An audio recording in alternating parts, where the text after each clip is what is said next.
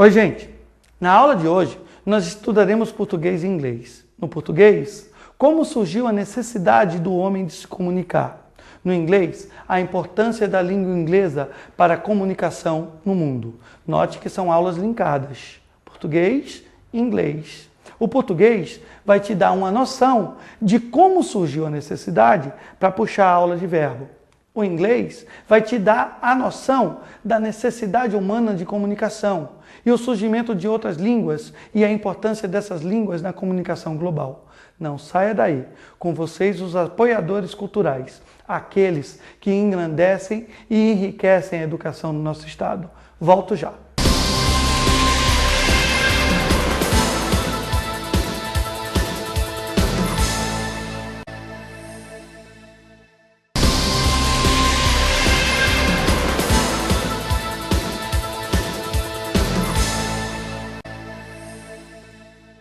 A linguagem na ponta da língua, tão fácil de falar e de entender. A língua na superfície estrelada das letras, sabe-se lá o que ela quer dizer. O professor Carlos de Góes, ele é quem sabe e vai desmontando a Amazonas da minha ignorância. Figuras de gramática esquipáticas atropelam-me, aturdem-me, sequestram-me. Já esqueci a língua em que comia, em que pedia para ir lá fora, em que levava e dava pontapé. A língua, breve língua entrecortada, do namoro com a prima. O português são dois, o outro, mistério. Aula de português, Carlos Drummond de Andrade. A leitura do texto de Drummond nos permite perceber a importância da linguagem como veículo de comunicação. Como objetivo de comunicar, a sociedade utiliza certos recursos que permitem a linguagem. Por exemplo, a linguagem verbal, constituída pelas palavras e seus sinais e símbolos, e a linguagem não verbal, representada pelos sons, movimentos e imagens.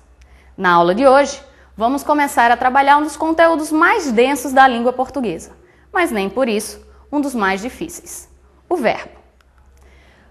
Porém, antes de adentrar neste universo vernáculo, façamos o reconhecimento histórico de como começou a nossa língua materna. Como surgiu a linguagem humana? Esta é uma questão que vem revirando a mente de muitos estudiosos por séculos. Embora não exista uma resposta fechada para esta pergunta, há algumas teorias que sugerem que o início do processo se deu com os antepassados dos Homo sapiens, há mais de 1 milhão de anos. Segundo eles, a hipótese de deste processo, resultou da necessidade de o homem, além de se comunicar socialmente, garantir a sua sobrevivência. Daí então, a necessidade de falar para estabelecer o seu individualismo, a fim de que o outro homem que vivesse ao seu lado não roubasse o seu alimento, a sua mulher, ou invadisse o seu território, e assim passasse a viver em comunidade. Outros animais, além dos hominídeos, também se comunicam, porém não com palavras, mas com gestos e sons que para nós são incompreensíveis, como é o caso dos cães e dos golfinhos, por exemplo. No entanto, a falta que faz a eles um instrumento que é fundamental e, por que não dizer, complementar a comunicação: as mãos. Estas que fizeram a diferença para a evolução humana, trazendo os hominídeos para a posição bípede, deixando as mãos livres para segurar armas, pegar comida, se alimentar e fazer alguns movimentos. Foi para eles um avanço espetacular. Agora, sabendo gesticular, o homem podia sair da caverna e sinalizar para os seus companheiros a localização e a sinalização para as presas, os alvos, organizar, mesmo que ainda muito rudimentar, as primeiras estratégias de ataque e de combate, voltadas para a caça, para pescas e demais necessidades de sobrevivência. Nesse período, que o homem começa a associar os gestos e os sons e até alguns ruídos emitidos involuntariamente. Passada essa fase do berro, o homem começa a formação das primeiras palavras. Cada gesto passa a ter o seu significado, gerando um vocabulário bem peculiar. o que aumentou progressivamente com o tempo. Pois à medida que as coisas iam sendo criadas, precisavam ser nomeadas e cabia ao homem a tarefa de fazer com que isso acontecesse. Ainda hoje, por exemplo, as Forças Armadas utilizam sinais sem sons ou com sons curtos para identificar e repassar ordens em determinadas situações. Claro que com infinitas inovações. É quase impossível datar todos esses estágios da evolução do desenvolvimento da linguagem. Isso porque os primeiros registros encontrados são escritos, mas não há nenhuma preocupação em datar nesses escritos encontrados. Por outro lado, é possível saber exatamente quando as línguas começaram a sofrer influência uma das outras. O exemplo disso é a nossa língua portuguesa, que tem em sua raiz o latim romano. E é fazendo um apanhado nessa história romana que rememoramos o período em que o Império Romano se espalhou pelo continente europeu e havia duas línguas faladas entre eles, o latim palaciano, que era falado pela alta corte e o clero, e o latim vulgar, falado pelo exército e a plebe.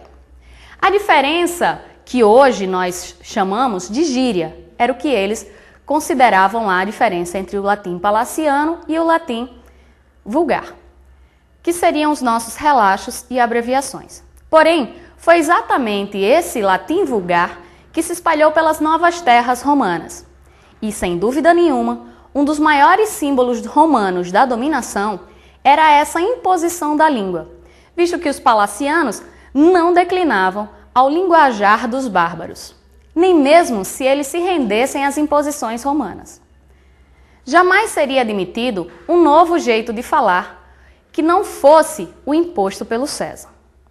E, evidentemente por isso, ou também por causa disso, o Império Romano faliu. Porque toda língua é uma ciência viva e ativa, mesmo levando os verbos de ordem no seu imperativo, mesmo que seja só no início. E é evidente que os soldados de tais povos novas palavras, novas formas de falar, misturando e enriquecendo a fala dos romanos. Em um outro momento, falaremos sobre os troncos linguísticos gerados pela divisão entre os latinos e os germânicos, povos que não cederam ao domínio romano e foram chamados de bárbaros. Mas, por enquanto, vamos nos ater ao surgimento dos verbos. Lembrem que quando eu falei sobre o Império Romano, e que o principal divulgador foi o latim, e vamos chegar então aí a um momento em que o povoado, que era dominado pelo soldado romano, tinha ordens expressas a serem cumpridas. Pois bem, o primeiro contato com os colonos era imperativo. A classe de palavras que conhecemos com essa função, capaz de fazer isso, é o verbo. Assim, não desmerecendo outros fatores históricos, evidentemente, e grosso modo, a língua romana, o latim, se espalhou pela Europa exatamente por não existir uma educação inicial. E logo ela se misturou a outras línguas. Foi quando, então, os portugueses chegaram ao Brasil, trazendo toda essa carga colonizadora romana em sua história. E aí os jesuítas, como bem se sabe, eram educadores latinos e tinham essa característica romana de educar e impor a língua. Salvo a questão de que eles vieram para inserir e também aprender, eles trouxeram um vocabulário demasiado latino. Porém, não podiam deixar passar despercebido a questão de que aqui encontraram um vocabulário muito rico e não deixaram passar despercebido. No entanto, indo direto para o nosso conteúdo de hoje, vejamos o que trazemos de herança e o que temos fixado até hoje sobre verbos. Estudamos desde cedo, na maioria dos livros didáticos e nas gramáticas normativas, que o conceito de verbo é a palavra que expressa ação, estado ou fenômeno da natureza. Sabemos que este verbo é dividido em partes. E para ilustrar isso, vamos imaginar o verbo como uma árvore. E como essa árvore, ele tem uma parte imutável, a qual chamaremos de radical ou raiz. Imagine então a raiz da árvore. E uma parte moldável, que se divide em outras partes e a qual chamaremos, por enquanto, de terminação, o que seria a copa da árvore. A respeito da raiz ou radical, é importante saber que temos dois tipos de verbo. Aqueles que têm o radical fixo e aqueles que têm o radical não fixo. Mas o que seria isso? Vamos ilustrar. Imaginem dois tipos de plantas.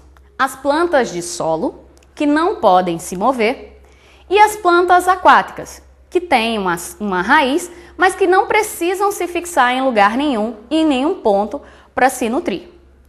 As plantas com raiz fixas chamaremos de verbos regulares, pois não sofrem alteração em sua parte principal. Já as plantas com raiz móvel chamaremos de verbos irregulares, pois não têm nenhum compromisso de fixação.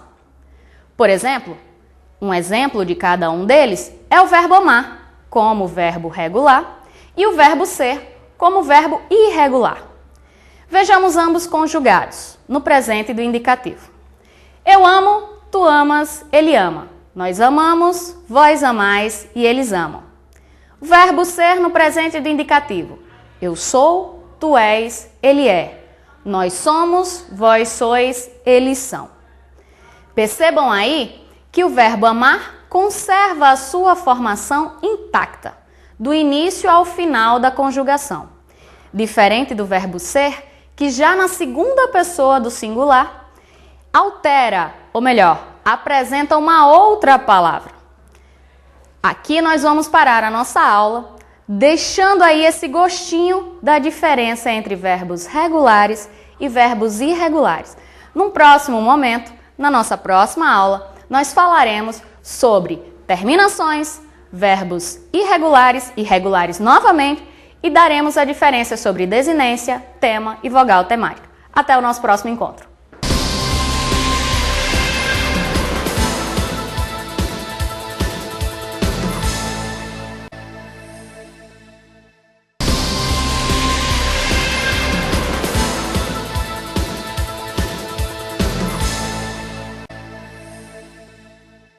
Hello everyone, eu sou a professora Thaisa e estarei trabalhando a língua inglesa com vocês. Na verdade, gostaria de iniciar esta aula esclarecendo o porquê da importância de se estudar a língua inglesa nas escolas do Brasil e de vários outros países. Pessoal, tomando em vista que a população mundial vê os mesmos filmes, leem os mesmos livros, escutam as mesmas músicas, se divertem com os mesmos jogos e como nem tudo é traduzido e publicado em todos os idiomas, a maior conexão entre eles se dá a partir da língua inglesa. Logicamente, cada país tem as suas particularidades, mas temos livros, filmes, jogos em comum que chamam a atenção da população mundial. Tudo bem que ela não é o idioma mais falado no mundo, perdendo apenas a posição para o mandarim, mas é uma língua universal, devido à grande influência comercial dos Estados Unidos, que afeta todos os países, fazendo com que as pessoas, de um modo geral, se interessem a aprender, para que possam se sentir confortáveis nesse mundo globalizado. E por que sentir esse conforto? Daí é o que foi dito anteriormente. Filmes, livros, jogos, entre outros, tais como artigos científicos e artes, são produzidos em geral, primeiramente para a língua inglesa, porque é o idioma comercial. Mas lembrando que o mandarim é o idioma mais falado. E sem contar que vivemos numa sociedade capitalista, onde tudo acontece muito rápido. E se você tiver que esperar para que algo seja traduzido, estará perdendo tempo, pois não entenderá a essência do contexto, podendo até fazer uma interpretação errônea sobre determinado assunto. Então, é a partir desse contexto socio-interacionista que as escolas e seus respectivos vestibulares têm tentado implantar para o nosso cotidiano. As escolas de ensino fundamental e médio, em sua maioria, não trabalham somente a comunicação, pois é ofertado para cada escola pouquíssima carga horária, a qual não é suficiente para que se aprenda o inglês ou qualquer outra língua estrangeira como segunda língua do país, exceto nas escolas bilíngues. A questão sociointeracional implantada pelas escolas são estudadas a partir dos textos. E com isso, veremos aqui algumas dicas de interpretação, já que, para uma boa interpretação, não é necessário que você seja um especialista no inglês, mas sim um bom conhecedor de métodos de interpretação, valendo-se a dizer que não é preciso fluência no idioma para que você possa se dar bem numa prova, mas claramente é necessário que haja um certo conhecimento de vocabulário e as demais observações já estarei falando a vocês. Pessoal, é realmente possível compreender um texto sem que você saiba falar inglês e a partir disso vejamos a seguinte frase: 1 tequila, 2 tequilas, 3 tequilas e assim por diante. Olha só, se vocês observarem esta frase, se fosse no contexto, se fosse numa prova, eles pediriam, fale a noção que vocês têm sobre a determinada frase. E vocês, no caso, pelo conhecimento de mundo de vocês, não precisariam saber 1, 2, 3. No caso, porque estaria escrito, os números estariam escritos na forma numérica e vocês não precisariam da tradução. E no caso da tequila, 1 tequila, 2 tequilas, 3 tequilas. O que é que vocês poderiam inferir a partir daí? Tequila, todo mundo conhece, é uma bebida alcoólica internacionalmente conhecida. E, no caso, depois de beber muito, a pessoa fica bêbada e começa a perder uma certa noção. Então, na primeira vez, 1 tequila, tudo bem.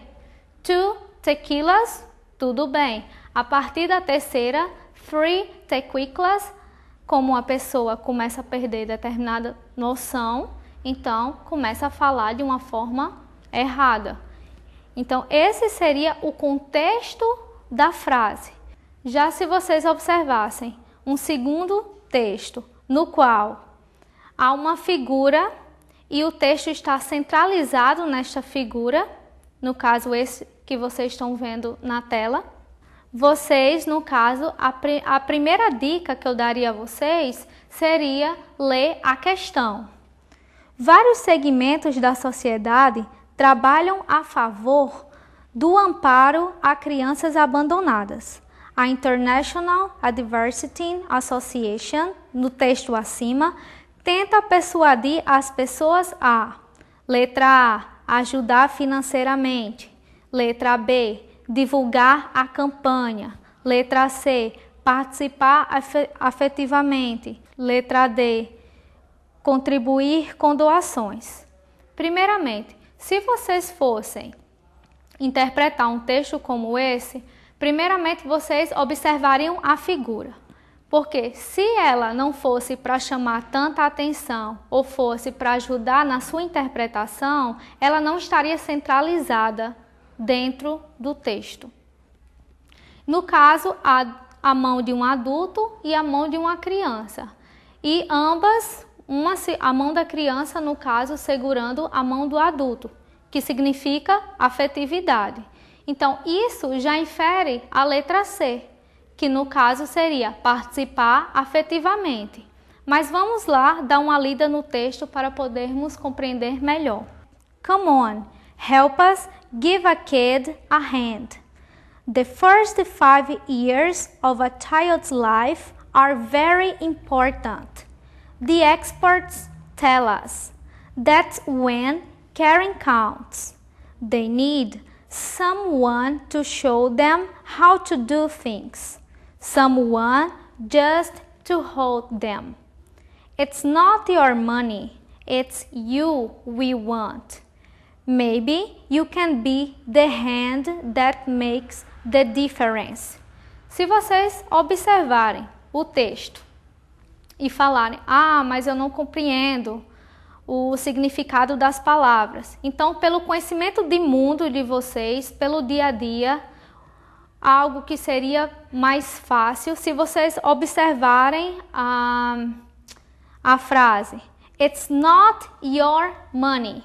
Money, no caso, é uma palavra bem utilizada até mesmo entre nós brasileiros. Not quer dizer negação. Então, no caso, a alternativa A já estaria eliminada pela questão financeira.